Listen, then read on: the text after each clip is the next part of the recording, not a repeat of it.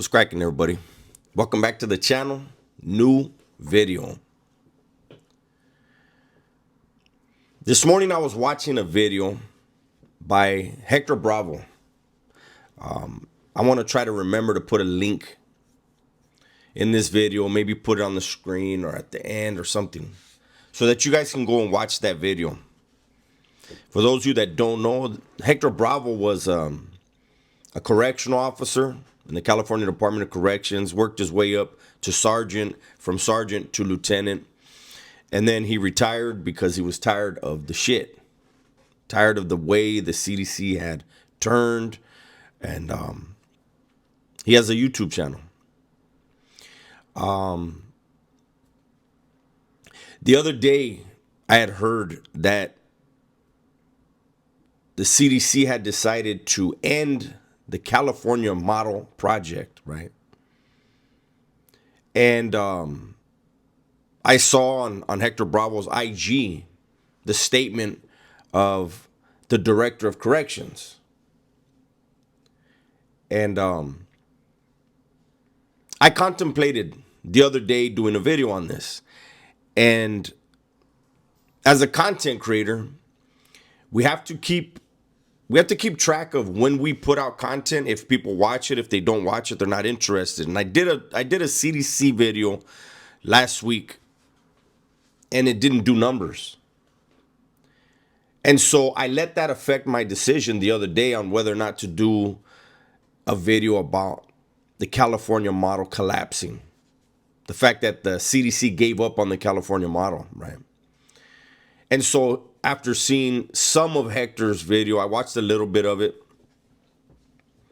I decided that I want to do something on it. Hector Bravo speaks from the green side, meaning the guard side. And I can speak from the blue side, the convict side, okay? When I heard that the California Department of Corrections was going to try to implement the Norway project, which they turned into the California project, right? The California model, the Norway model to the California model. A lot of people from the outside felt like Norway doesn't have the type of crime that we have over here, especially in California. Norway doesn't have the gang problem that we have in California. Norway doesn't have the politics, the prison politics, the way California does. Well, I mean, if you're going to talk about that, no other state really has the same type of politics as California prisons, right? There are some, Arizona has prison politics. I believe Nevada does. There's some Western states, but their system isn't as big and as brutal as California's. And that's not, believe me, those of you from over there, that's not a knock on you guys. It's actually a good thing. But me having been through the system, I started going to jail at 13. I gave the CDC over 24 years. When I heard what they wanted to do, I never trusted the administration, right? But at the end of the day, what the model was is treat broken men as if they matter. What's wrong with that? This whole make the COs and the convicts become friends, that made no sense. When you're at work, when you're with your coworkers, and I know there's a line between work and personal life, right? Between you and your coworker and you and your boss. So if we know that out here on the streets, my boss, I come to work and I make money and we make money together, but that's not my friend, that's my boss. So how do you try to change the whole system in prison where it's ingrained in a convict's mind the cat and mouse game between convict and cop and vice versa, right? That was stupid.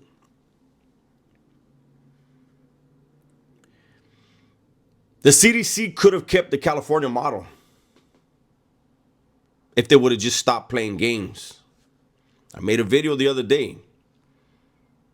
The CDC knows when they try to intermingle S&Y with GP, they knew exactly what they were doing. They were pissed off that the courts ordered them to shut the shoe down and let those men out on the main line. So what did they do? They decided to create chaos. And it was perfectly fine. Let me make sure I stress that. It was perfectly fine when convicts were killing convicts, when inmates were killing inmates, when convicts were stabbing the dog shit out of other convicts, when inmates were stabbing the dog shit out of other inmates. That was perfectly fine for the CDC. It was when it spilled over and blue started hitting green. Convicts started hitting cops. Then it was a problem.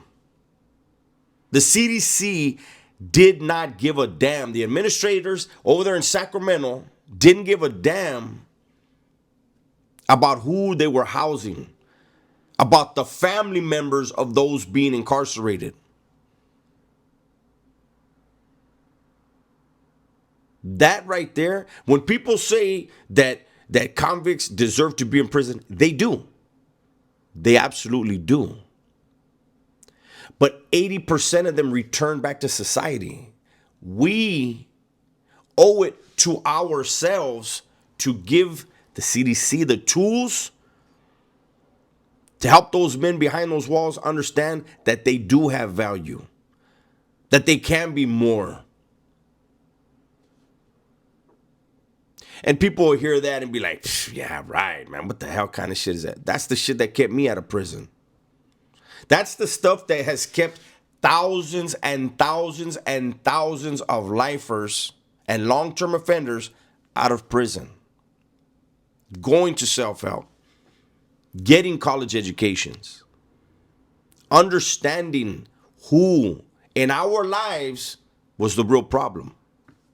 Us. Not the cops. Not the DA. Not the jury. Not the judge. Not the president, not God, us. Because every time something fucked up went down, we made a choice.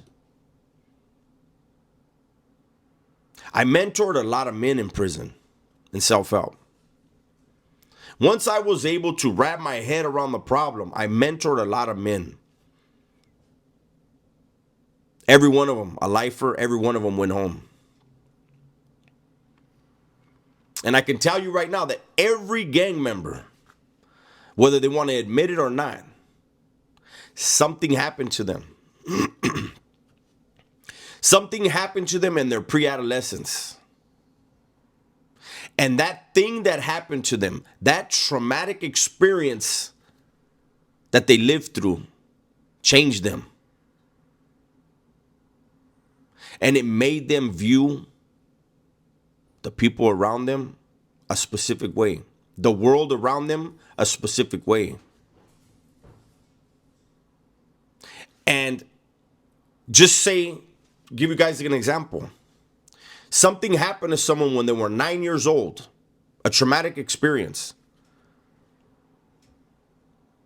They were beaten. Something. I don't know what it is. They only know if they look back, right? And so they built this wall around their 9-year-old self. They created this monster.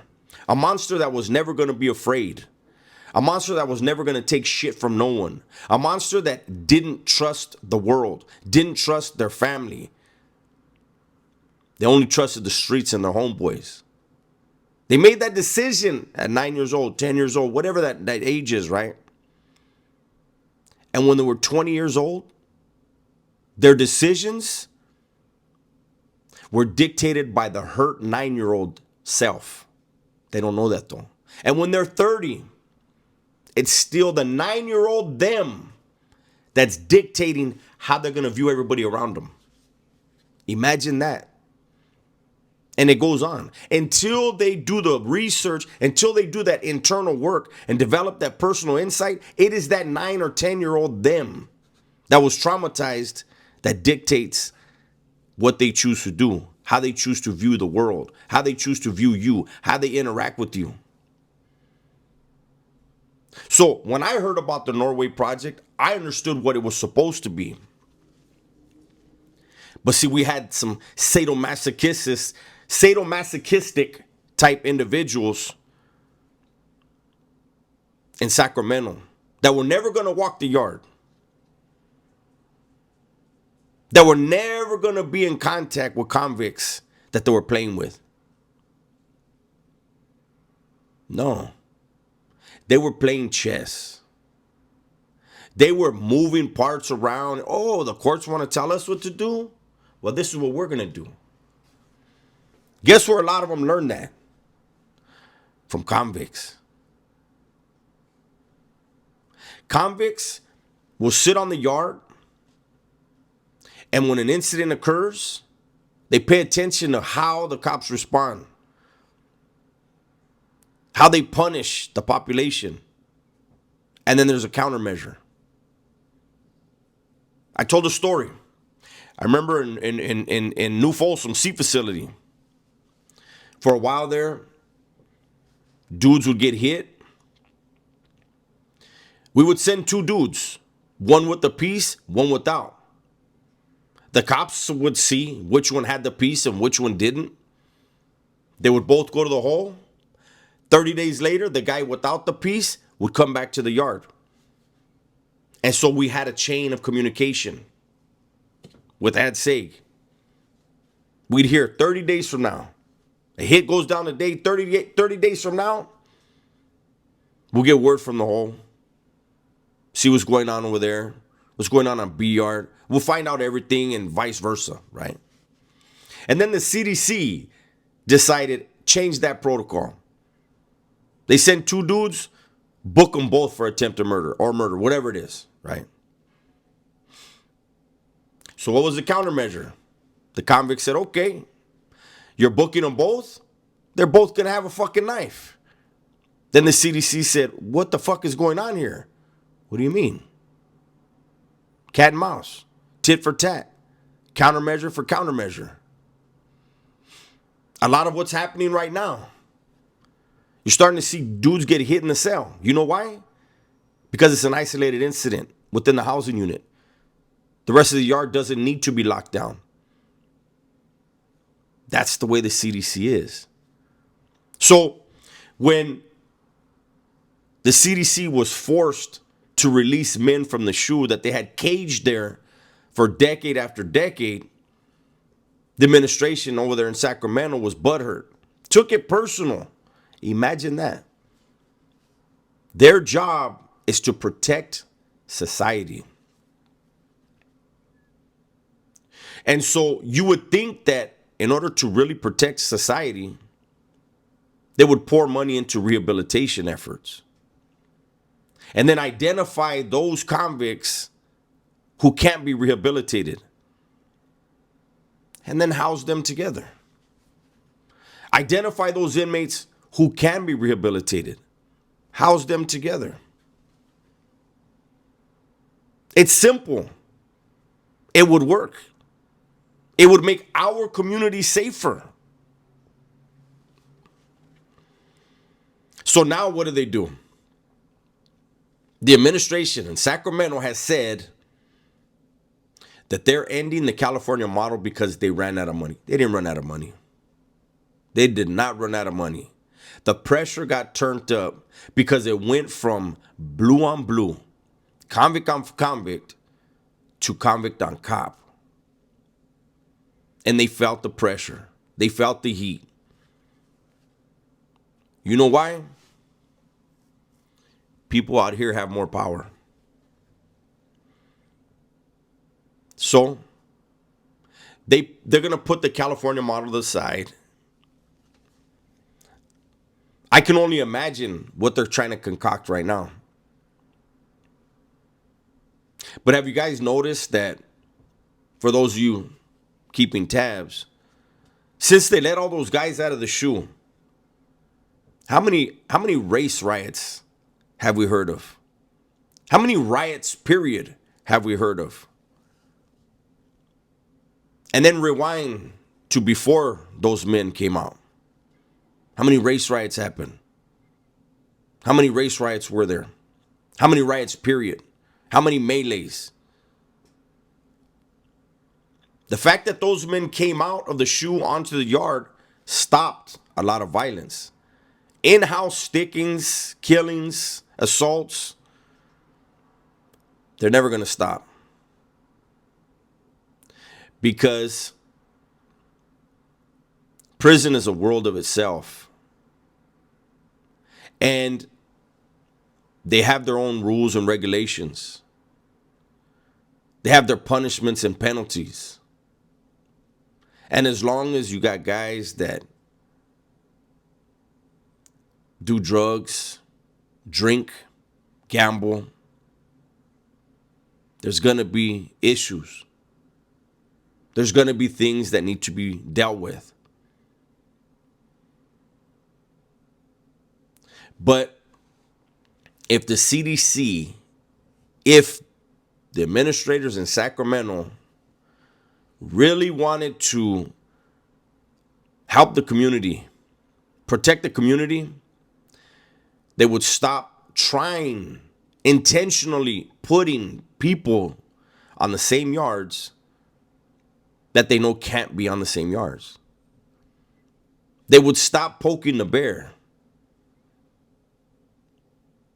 They would give people the incentive to learn their value. And things will change drastically. Anyways, that's my video for today, man. Hopefully you guys enjoyed it. Everybody, please be safe, be smart, and tell the ones you love that you love them, man. I'm out of here.